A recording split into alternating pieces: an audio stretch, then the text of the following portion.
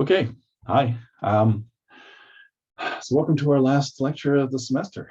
Um, it's hard to imagine, because it has been quite a journey with all of you this semester, with a lot going on every week for 12 weeks. So, but anyway, we'll do reflections on that near the end. The main thing that I wanted to make sure that I talk about right now is about the final assessment that's coming up, because all of you hopefully have submitted the stuff that you had made, like your beta, to our little level up submission site. This is supposed to be, for two reasons. One is because, well, we needed to collect your betas at this point anyway. We would need to get a kind of snapshot of what things were like, in this last week. The last week that the U of T CS and music students are meant to be kind of on full duty before you go into sort of a background role and focusing on your final exams and such. And also so we can kind of get a measurement of like how things change from now until the final game. This is largely so we can kind of calibrate what kind of additions were made, and what kind of things hopefully your OCAD teammates were able to bring when they're given kind of the leadership role in the 2 weeks of the 2 weeks of polish that they have to come. Anyway, so hopefully you had that little submission. And so in 2 weeks, what we're going to have is our final demo is going to be on the 21st. And this is going to take place on Discord.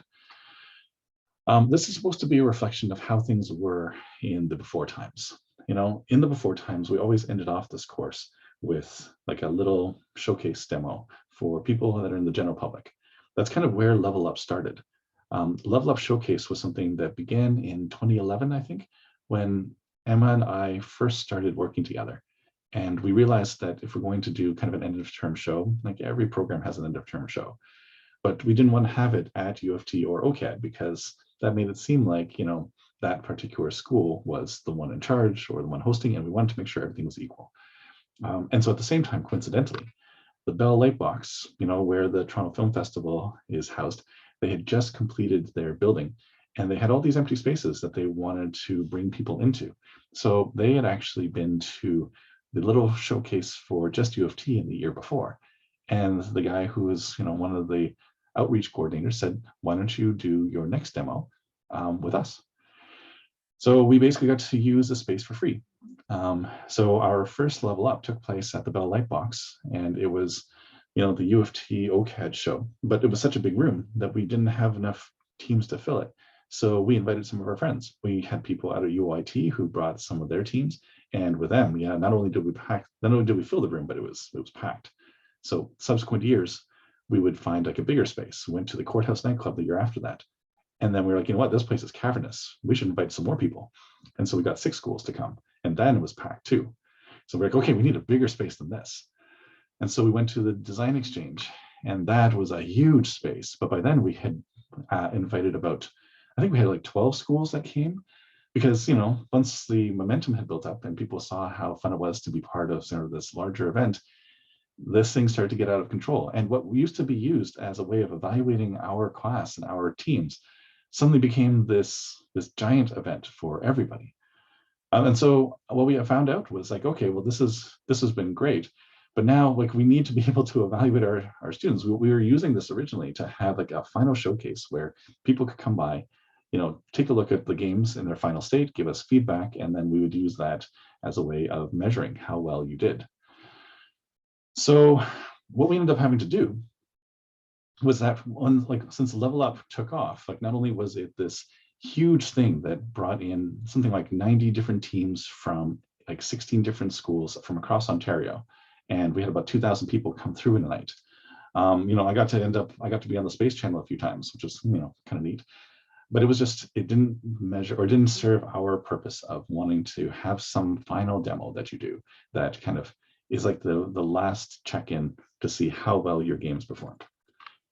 So what we ended up having to do was we created almost like a mini Level Up then that was just with one of our industry partners. So before the full Level Up took place, we would have like a mini Level Up at Yukon Games. Again, this is back in the before times when we were allowed to do these things in person. So we went to Yukon and we occupied their large communal space, like their cafeteria and auditorium kind of area. I think, was it Max? Were you at Yukon? Someone was at Yukon before this. Anyway, so this is what we did. And so the year before the pandemic, we had a little mini level up where people from Yukon came out and gave these games one last play test and provided feedback on how they thought the final product was. Okay. And so what we've done since then is that we've continued this, but again, because we've got this new Omicron variant that seems to be picking up speed, nobody really wants to host these things in person just yet. So we're doing this one last time on Discord. The way this is going to work is going to be similar to the way it worked for the U of T Game Design Club demo, where we're going to, and this time it's going to be hosted on our Discord, but people are going to come in and they're just going to go from from room to room in a way, trying out everyone's games and then filling in this feedback form to let us know what they thought. Okay, but the idea is to mirror kind of what would happen before, where before we just occupied different spaces or different stops around the room in the Yukon common area. What we're doing now is something similar, just virtual, right? Anyway, so this is kind of how this works, right? So this is why this is classified as your final assessment, so that by the time the OCAD teammates are done, that brings us kind of to the end of final assessment period. So we run this thing as kind of like our, if you will, like a 2-hour timed final assessment where you get to show off your game. In this case, the studios kind of changed. So last year we had Yukon and Gameloft came out, on different days. Today we have one day, and the two teams that are going to come out, we've got Jam City. So Jam City was actually part of Yukon, but there was a part of Yukon that was making the game Bubble Pop, and Jam City Studios decided to buy that game along with all the people that it came with, the people that were working on it. So about half of Yukon kind of got bought by another studio and still occupy the same space, but is under a different banner. Anyway, so they've said that they want to come along, which is nice. The other studio, of course, is going to be Gameloft. They are very interested because, they came out to some of the previous demos and they expressed a lot of interest in the things that they saw and the people that they saw. And the idea of this is kind of to see where the games ended up and to maybe talk to some of the people who worked on these things to see if they're available after graduation. So there's going to be a little bit of that going on. Anyway, so this is the idea, is that we're going to have people from both studios come by. It's not going to be a ton. Like, I would say we could maybe expect like 15 to 20, but under circumstances, given this current climate, that would be pretty good. As for the format, so again, this is going to take place on our class Discord. The same way that it's taken place in the past, only instead of you having people play in front of everybody, every one of these channels is going to be dedicated to just you and your team. So anyone who comes in is there to play. And so they go in, they play the game, they send us their feedback. And so this is basically how it's going to work this year. Mason has already been setting up the Discord to have this be ready. So we're going to send out information to our colleagues at Jam City and Gameloft in anticipation to let them know where they're going to go. But basically, they're going to come to our Discord and they're going to go to the special channels that you're going to use in order to present your game. Every time they come in, it's the same deal as during the other playtests. You pass on your itch link or your parsec link, and you just get them set up so that they can play. The demo session is going to start from 4 and end at 6. So it's, like a 2-hour window. It's typically the best time for industry people. 4 p.m. is about the time when, people are starting to, they've gone through the most productive part of the day. And this is typically when events in the community are run, so things that overlap a little bit with work, but, also allow people to go to dinner afterwards if that's what they plan. A decade of being at these events has taught me that that's basically how things work. So yeah, they're going to be asked to evaluate the art, the tech, and the music in your game to give an overall sense of how well each game performed in each measure. This is kind of for our individual interest. And then overall, how do you respond to the game itself? Yep. A little background on some of these teams or some of these games. So You Can Jam City is about 10 years old. And at last check, it had around 80 employees, but I've got to go back and check to see how many it is right now. I know they were growing. So each side of it was about 80, but I know like the growth rate was pretty massive. Whereas Gameloft, yeah, is also about 10 years old and about 50 employees, but again, they are also growing. This snapshot was taken last year, and I know that in the time since then, both have been hiring like a lot. I know Jam City is leaning a little bit more towards junior artists these days, but still everyone's interested in programmers, of course. Gameloft has been also largely looking for people on the technical side. And music is always just kind of a general interest for everybody. So the main focus for all these games is that they tend to work on small, casual kind of games. And whether you kind of recognize that with yours or not, yours are all small, somewhat casual games. Like they're meant to be, fun little play experiences as opposed to like these, epic first-person shooters or something like that. No offense to Adrenaline. I mean, I know, I'm just saying, like these are still considered to be small experiences, and that you can go and try them in 10, 15 minutes and feel like you got a good sense of what this demo is. Let's see. Just saying, like first-person shooters, like we're not talking about something like no one's creating Halo here, right? We're basically trying to show people an interesting concept and having people get a taste of that. So the people who are coming are going to be in that space and very interested to find out what kind of new ideas you've explored. A lot of them are trying to figure out what they're going to do in the near future. So seeing the things that you make will help to stimulate a lot of people's imagination of what they could make as well. All right, advice for doing these demos. I know this has been a long semester. I know that, end of April, people's stamina starts to wane, and, it's hard to kind of get, especially after you've finished your game for a couple of weeks, it's hard to kind of, get yourself back up to that point.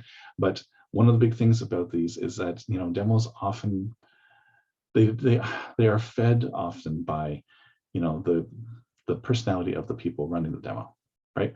So if the person who is helping onboard people into the game is, just listless or unenthusiastic, that stuff transmits to the people who are going to evaluate your games, right? And so one of the big tips when it comes to these things is you need to try to project a level of enthusiasm that might be beyond what you're currently feeling. If only because, people are going to pick up on whatever mood you transmit. So more enthusiastic you are, the more enthusiastic they're going to be. The more excited you are about your game and showing it to people, the more excited they're going to be to play it, right? So find that hidden reserve that allows you to be, the most enthusiastic, ebullient, extroverted part of yourself, if only for like a couple hours. And then afterwards, you can like let your cheek muscles relax and just go and flop in a chair somewhere. But for 2 hours, just try to instill that sense of excitement and enthusiasm in the people who are going to play your game. Having backups. So you've seen this from our demos, right? Something doesn't quite go right, but a lot of you were actually really good about having, say, like an executable available on a link on your itch page, so that when people have difficulty, say, with your parsec link, they can download the executable and then run it locally. That was smart, right? People who aren't prepared in that way, like that demo would have gone much worse. And even though there's a bit of a delay in getting people to download a copy of it, at least you have other options for what you're going to do. When we were doing Level Up, people would even have things like their gameplay trailers on their phones, so that if, say, like the game that they were showing was busy, like, it was packed with people, but there was some like media person that came over and wanted to talk about your game, you could just bring up your phone and show the video. And then, the person would be like, oh, that's cool, right? And get a sense of what the game was about. So we always try to encourage you to have basically everything that you might think you could use, everything you think you might use, whether it's like a downloadable version of your game, like a backup to what you've got on itch, to even having some gameplay footage that you can share with people, right? It's all useful because you want to be able to say, in the case where it's needed, you can just pull it out at a moment's notice. And like I said, performing out a demo isn't always just about the quality of your game. At the time when we were doing these things in person, people would actually deck out the station that we had. We basically took the entire exhibition floor at the Design Exchange and made it into large rows of games, like screens that we rented out. And so people would actually decorate their station to help kind of create this overall look and feel. We can't do that here.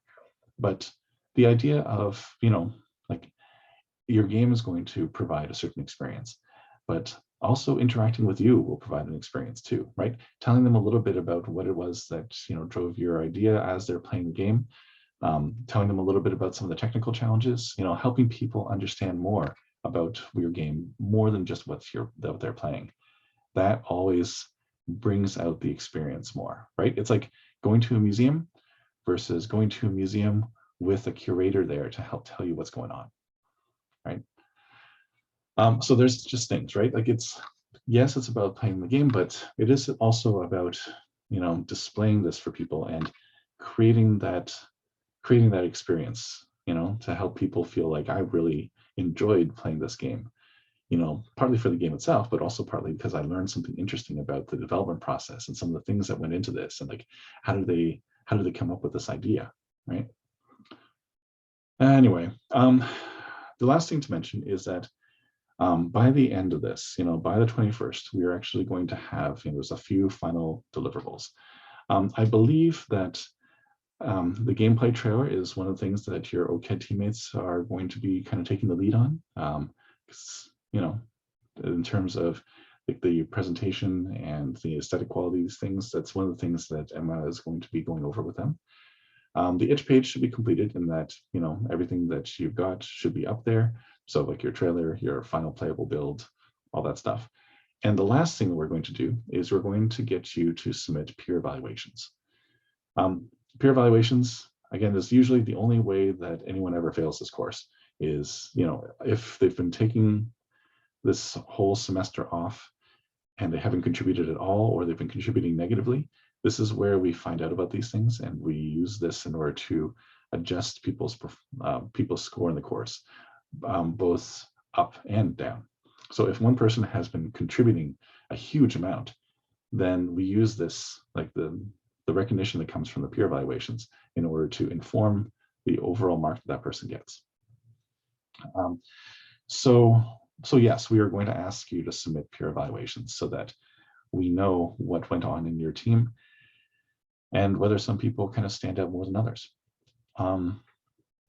What else? If you don't submit it, we're going to assume that everybody was fine, that everybody was equal, But even that's not so useful, because sometimes, like in the case of things like reference letters, right? Sometimes people in 404 will ask for reference letter because, we've had a chance to work on things together.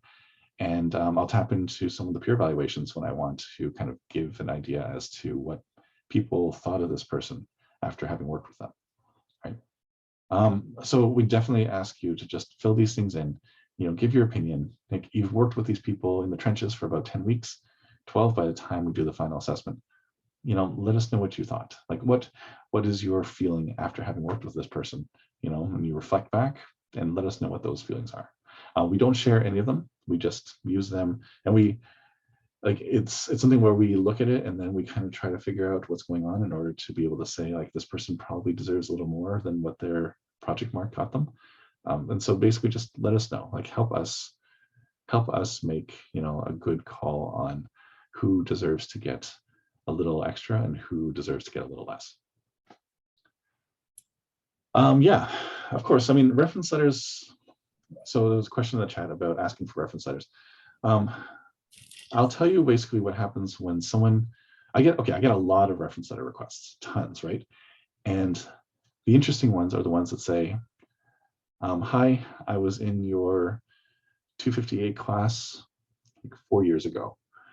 And I'm like, that's hard for me to do anything, because any kind of grad school admission committees, or like job references, no one's going to look at for like three and a bit months 4 years ago as being any indication that I know this person anymore, right? But this course, there's 40 people, 30 something really, from the U of T side. I've had a chance to watch you like talk and work on things, and like just these little interactions. So yeah, I mean, the idea is that I'm in a better position to be able to say what you're like, because I've actually had a chance to observe you in ways that you don't see in like a 400-person 258 class. So the idea is that if someone in 258, like that I have never seen except for this Arial font name once in a while in my lectures, in my lecture Zoom. If that person was to ask me for a reference letter, the answer is generally no. Like, I can't. There's nothing I'm going to be able to say.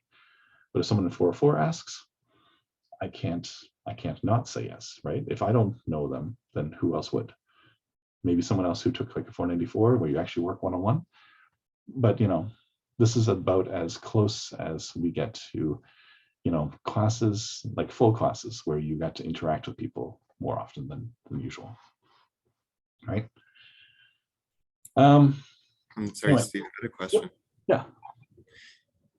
So in terms of for the presentations, Mhm. I know like we have to present the game, but they also want to play the game. So are we gonna have sort of like people just rotating around the rooms and then present it, and then they play it, and the next person comes? It's going to be exactly like the Game Design Club playtest. That first playtest we had on the Monday after the alpha was done. It's going to be exactly like that. Like, you're just going to be in these different channels. People are going to come in, play the game, and then go. There's not going to be a presentation in any kind of like slide presentation sense. It'll be mostly like, hi, how are you doing? Welcome. Here's my game. So this game is called Don't Look Away, and you're supposed to collect the items in the room without having this monster come at you, and the monster only comes towards you when you're not looking at it. And so that's the basic idea. And then like later on, you'd be like, oh, so you're enjoying, oh yeah, so it was kind of tough to put this thing together. Like, we were actually looking at different models for how you're going to make, the room dim without being like super dark, like, things like that, right? When I say presentation, it's mostly just, you're going to be kind of giving some like pop-up video commentary. But yeah, so it's going to be mostly playtests, like that first playtest session with the Game Design Club. You'll just be in a place, they'll come in and out. There's going to be some times when you have like 3 or 4 people in your room, and then it's going to be some times when you have like 0 people. So that's basically how the pace of that 2 hours is going to go. Yeah. All good. Yeah, thanks. Okay, cool. So this, and also, the other thing is that your games have now been submitted as part of the XP Games Summit. They're basically the ones who are hosting kind of Level Up this year. Again, it used to be me for about 10 years, but because they are the ones who are running kind of this digital conference, then they were saying, they've actually been trying to talk to us a while about sort of hosting our digital arm of Level Up. And so we just kind of said, okay, and so that's why they're coordinating most of the submissions. So basically, hopefully at this point, you've already submitted your stuff, because that was due on Tuesday. But that's basically what's going to go on, right? We're going to do this thing on the 21st. It's going to be 2 hours, 4 until 6. You're going to go onto our Discord, and there's special channels that will be set aside to do these presentations. And when I say presentations, it's basically just gameplay. So people are going to come in, play test your game, and you're going to keep them company and make sure that they have a good time. And then after you submit your peer evaluations and make sure you've got a trailer up on your Edge page, then you're done and the course is over. Yep. So all this has been kind of leading up to this point where now your games are like done, and we're going to see what people think. So this is where do you have any questions about how this is going to work?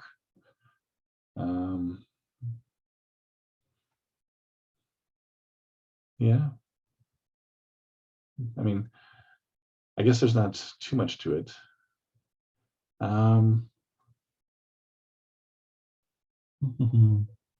Does our whole group have to be there when presenting the demo? I imagine that some people probably can't be there, because if you've got exams and other courses, for instance, then, like, we're not going to force you.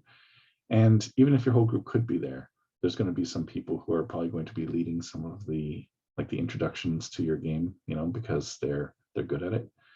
But I guess we want to make sure you have enough people so that you're never at a point where, like, someone comes in and no one's attending to them, right? That's not awesome, right? If you're that person. So what I would say is, have some people who are, like, around and available. Maybe they're doing something else or getting some work done or whatever. But if needed, you can basically just message them and say, hey, we need extra hands here because we've got, like, this giant rush of people, and we want people to feel like, like, we basically have, like, 2 different playtesting sessions going on, and I can't handle both of them at the same time. Please come. Are you allowed to play others' games during that time? Yeah, I would definitely encourage it, because especially, like, the Tuesday people haven't had a chance to really see the Friday games, right? And vice versa. And it's like, some of these games, like, we start off with some really neat ideas, and I have not seen any bad implementations, right? Every game has managed to pull out, like, that seed, that really interesting kind of nugget inside their idea, and they've managed to bring it out, at least in some form.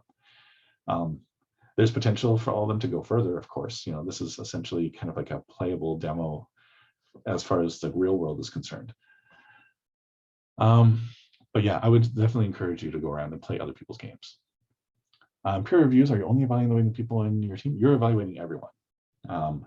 So you're going to say, like, which people did the work, which people didn't.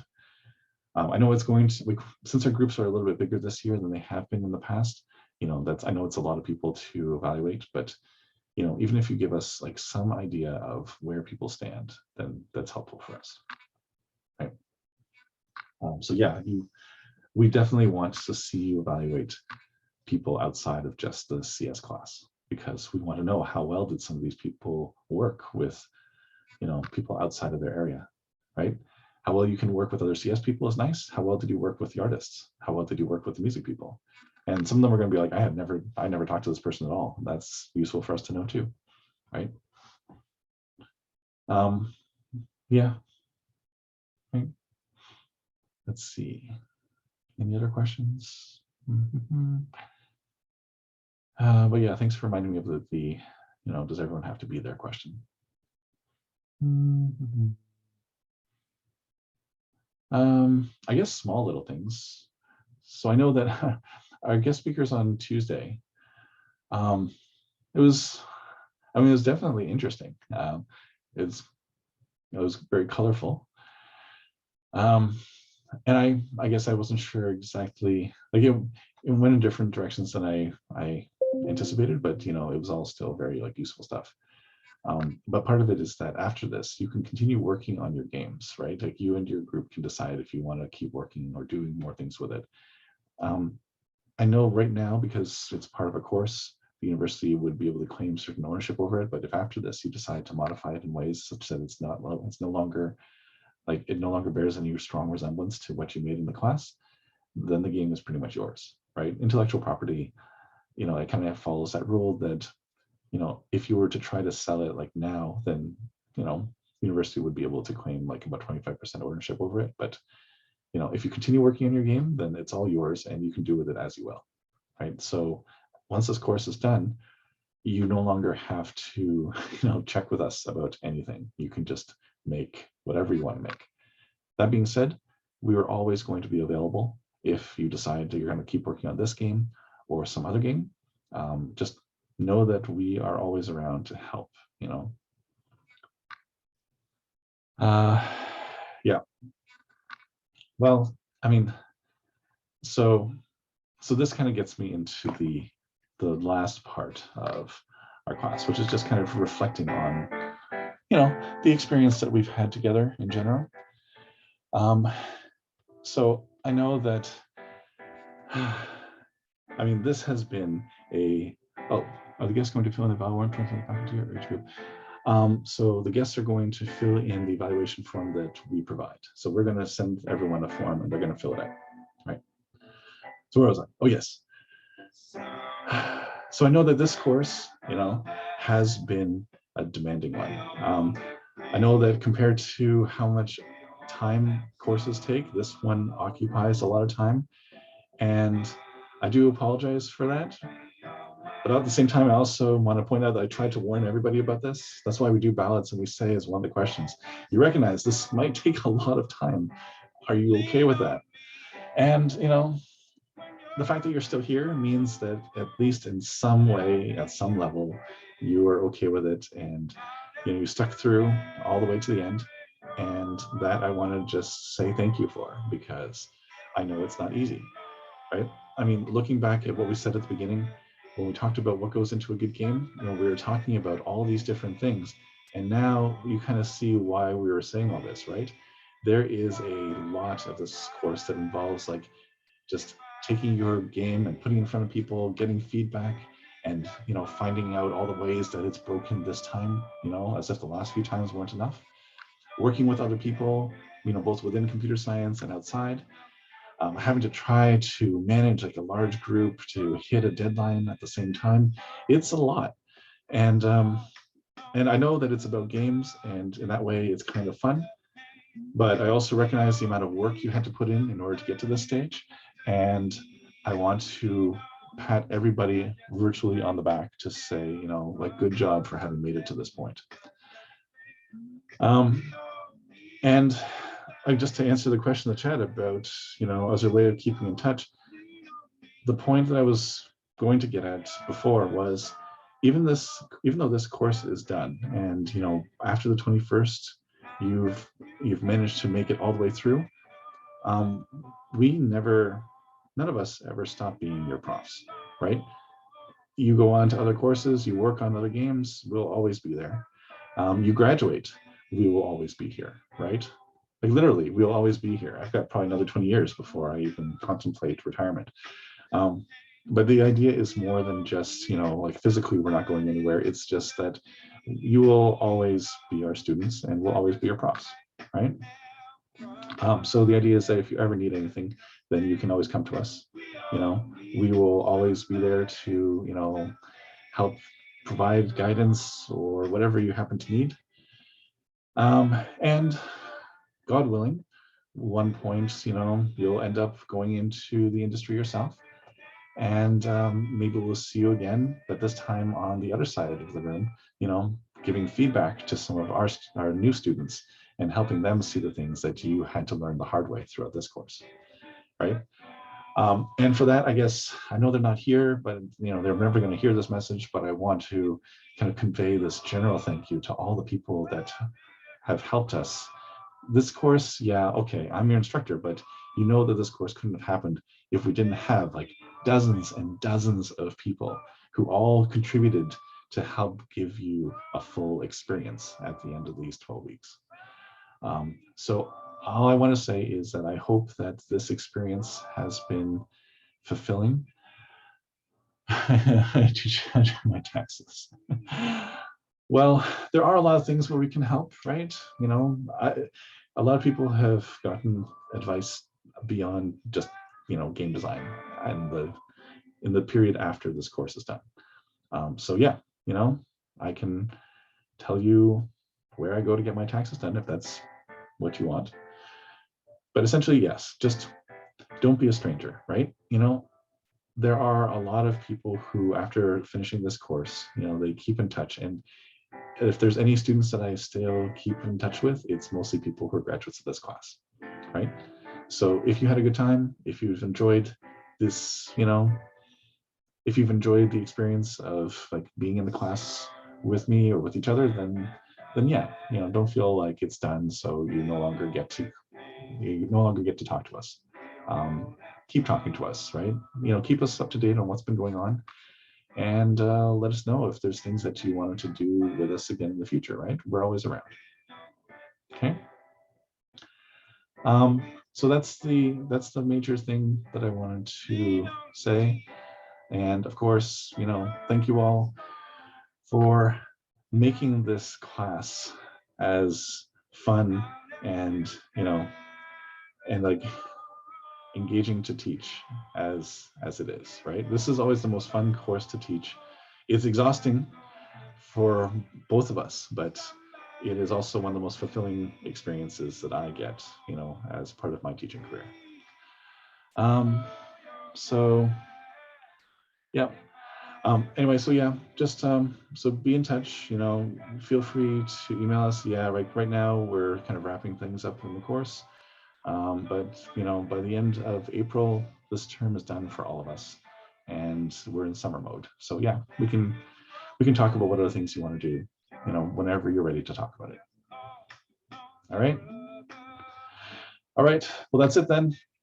I'm done. Thanks everybody for a great semester. I hope it's been as fulfilling for you as it has been for me.